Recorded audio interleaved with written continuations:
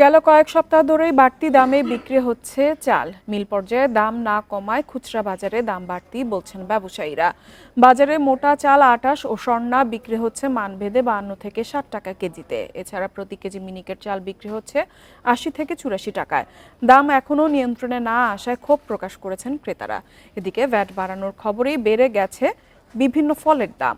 ৫০ টাকা বেড়েই প্রতি কেজি আঙ্গুর বিক্রি হচ্ছে ৪৫০ টাকায়, আর কেজিতে ১০০ থেকে ১৫০ টাকা বেড়ে প্রতি কেজি আনার বিক্রি হচ্ছে ৬০ থেকে ৭০০ টাকায়। এদিকে বাজারে কিছুটা কমেছে আলু পেঁয়াজের দাম। গত সপ্তাহের মতোই অপরিবর্তিত রয়েছে মুরগির দাম। সরবরাহ বাড়ায় শীতকালীন সবজির দামও কিছুটা কম বলছেন বিক্রেতারা।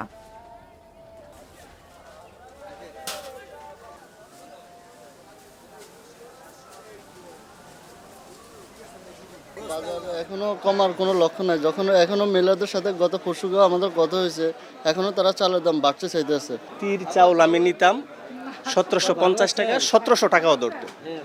এই চাউলটা এখন আমার কাছে ২০০০ টাকা চাচ্ছে আঙ্কেল, বলতেছে ২০০০ টাকাও তাও কষ্ট হয়ে যায়। তাহলে পার বস্তাতে ২৫ কেজি চাউলে ৩০০ টাকা বাড়ছে। যারা নিম্নবিত্ত বা যারা আমাদের মতন চাকরিজীবী তাদের জন্য খুবই অসহনীয় হয়ে পড়ছে।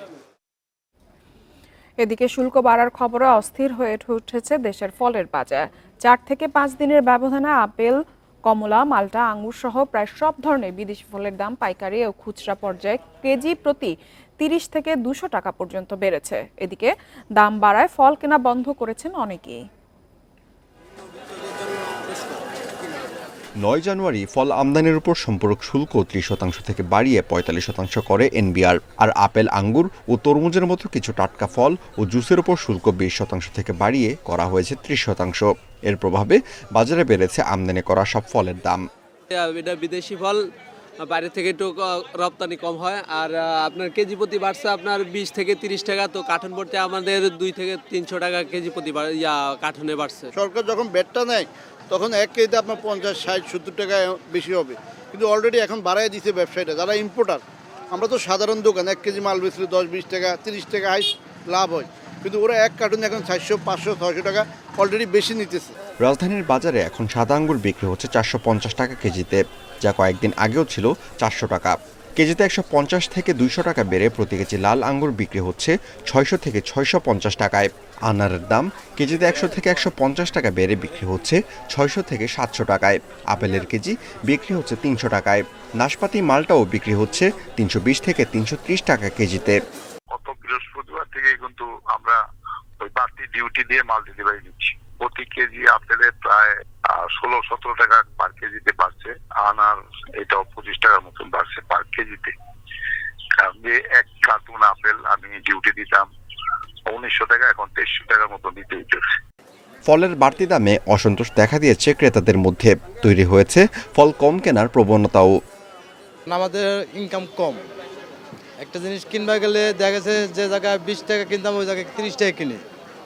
এইটা কিনবা গেলে তো আমাদের তো ইনকামও বাড়াইতে হবে। এখন আসলে বাজার মূল্য চড়া, এটা আমাদের নিম্নবিত্তদের জন্য দুষ্কর কিনা, কারণ হলো অনেক বাড়তি। মালটার হয়ে গেছে এখন প্রায় ৩০০ টাকা, ২৮০ টাকা কেজি রাখতেছে। এদিকে বাজারে বিদেশি ফলের দাম বাড়ার প্রভাবে চড়া হয়েছে দেশি ফলের দামও। Amirul Islam, independent news, Dhaka. ঢাকা আন্তর্জাতিক বাণিজ্য মেলার ছুটির দিনের খবর জানাতে আমাদের সঙ্গে পূর্বাচল মেলা প্রাঙ্গণ থেকে যোগ দিচ্ছে সহকর্মী শাহিদ আহমেদ। শাহিদ, আজ ছুটির দিন, মেলায় ভিড় কিরকম? এখন পর্যন্ত বিক্রেতাদের বেচা বিক্রির খবর কি? দেখুন, বলা যায় আসলে যে অর্ধেক সময় পার হওয়ার পর পুরোপুরি জমে উঠেছে ঢাকা আন্তর্জাতিক বাণিজ্য মেলা। যেহেতু আজকে ছুটির দিন, মেলা প্রাঙ্গণে ক্রেতা সমাগম অনেক বেশি। আমি যদি সরাসরি এই মুহূর্তে চিত্র দেখাই, মূলত আজকে দুপুরের পর থেকে ক্রেতা সমাগম বাড়তে থাকে এবং বিকাল থেকে বলা যায় যে উপচে পড়া ভিড় পুরো মেলা প্রাঙ্গণে, এবং প্রতিটা স্টলেই বিক্রিটা ভালো জমে উঠেছে। এটা যারা বিক্রেতা তারা বলছে যে আসলে এই মাঝামাঝি সময়ে এসে তারা বিক্রি নিয়ে অনেকটাই সন্তুষ্ট। পাশাপাশি নিত্য নতুন পণ্য, নানা রকম ছাড় অফার দিয়ে ক্রেতা আকর্ষণে তারা চেষ্টা করছে এবং তাদের আশা বাদবাকি যে সময়গুলো রয়েছে সেই সময় তাদের বিক্রিটা আরো জমজমাট হবে। আর পাশাপাশি যদি ক্রেতা বা দর্শনার্থীদের কথা বলি, তারা যেটা বলছে যে আসলে গতবারের তুলনায় এবারে এই পূর্বাঞ্চলে বাণিজ্য মেলা প্রাঙ্গণে যাতায়াত ব্যবস্থা কিছুটা উন্নতি হওয়ায় তাদের জন্য আসা যাওয়াটা একটু সুবিধা হয়েছে। সেই জন্য তারা পরিবার পরিজন নিয়ে আসলে এই বাণিজ্য মেলায় প্রবেশ করছে। এর পাশাপাশি যদি পণ্যের মান নিয়ে যদি বলা হয়, সেক্ষেত্রে এখানে যারা দর্শনার্থী ক্রেতা সমাগম তারা যেটা বলছে আসলে মানের বিষয়টা আরো একটু জোর দিলে তাদের জন্য এই মেলাটা আসলে আন্তর্জাতিক মানের দিকে ধাপিত হবে। এর পাশাপাশি যদি এবং একটি বিষয় জানিয়ে রেখেছে, আসলে এবারই প্রথম বাণিজ্য মেলা কিন্তু আসলে উন্মুক্ত কনসার্টের আয়োজন করা হয়েছে, যেটা অন্যান্য বার কিন্তু এটা নাই। এবং এখানে প্রতিদিন সন্ধ্যা 6টা থেকে রাত 9টা পর্যন্ত এই মেলা প্রাঙ্গণে উন্মুক্ত কনসার্টের আয়োজন করা হচ্ছে, যেটাকে রপ্তানি উন্নয়ন ব্যুরো বলছে আসলে ক্রেতা দর্শনার্থীদের বাড়তি আনন্দ দেওয়ার জন্য তারা এই কনসার্টের বিষয়টা আয়োজন করছে। আর টিকিটের বিষয়টাও কিন্তু 50 টাকা বড়দের, ছোটদের কিন্তু জন্য 25 টাকা হচ্ছে। পাশাপাশি যে বিআরটিসি যে বাস সার্ভিস আলাদা হবে, ফার্মগেট খেজুরবাগান থেকে তারা 70 টাকার বিনিময়ে এই সরাসরি এক্সপ্রেসওয়ে হয়ে বাণিজ্য মেলা প্রাঙ্গণে ক্রেতা সাধারণের জন্য এই বাস সার্ভিসটা চালু করেছে। তবে প্রথমবারের মতো এই বাণিজ্য মেলা আসলে টিকিটিং এর ব্যবস্থা চালু করা হয়েছে, যদিও এই টিকিট নিয়ে ক্রেতা সমাগমে আসলে ক্রেতা দর্শনার্থীদের অভিযোগ রয়েছে, যাতে আসলে অতিরিক্ত ভিড় হলে এখানে সার্ভার সমস্যা, নেটের সমস্যার কারণে তারা আসলে কাঙ্ক্ষিত সেবা পাচ্ছে না। অনেক সময় তারা অনলাইনে টিকিট কিনেও এই মেলা প্রাঙ্গণে প্রবেশ করতে নানা ধরনের বিড়ম্বনার শিকার হচ্ছে। পাশাপাশি কাগজের টিকিট রাখারও দাবি জানিয়েছে যারা ক্রেতা দর্শনার্থী। এক কথা আপনাকে বলা হয়, সেক্ষেত্রে মাঝামাঝি সময় এসে পুরোপুরি জমি উঠেছে 29তম ঢাকা আন্তর্জাতিক বাণিজ্য মেলা। সামনের দিনগুলোতে আরো বিক্রি আশা ব্যবসায়ীদের। মূলত এই ছিল মেলা প্রাঙ্গণ থেকে সবশেষ। বাণিজ্য মেলার খবর জানাচ্ছিলেন সহকর্মী শাহিদ আহমেদ। চলে যাচ্ছি পরবর্তী সংবাদে। G2G ভিত্তিতে মিয়ানমার থেকে 22,000 টন আতপ চাল আমদানি করেছে সরকার।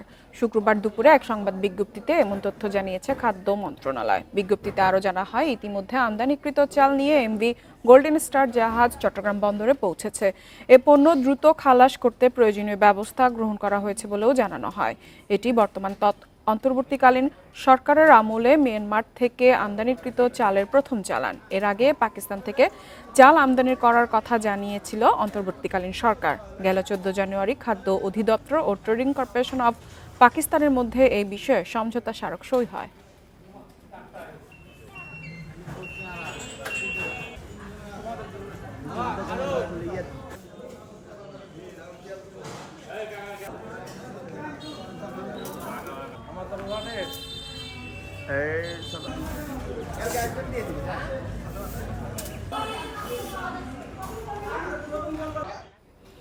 আর এই ছিল অর্থনীতি সারাদিনের আজকের আয়োজনে। ইন্ডিপেন্ডেন্ট টেলিভিশনের সব খবর আরও জানতে চোখ রাখুন ফেসবুক, ইউটিউব এবং এক্সে। আমন্ত্রণ আমাদের পরবর্তী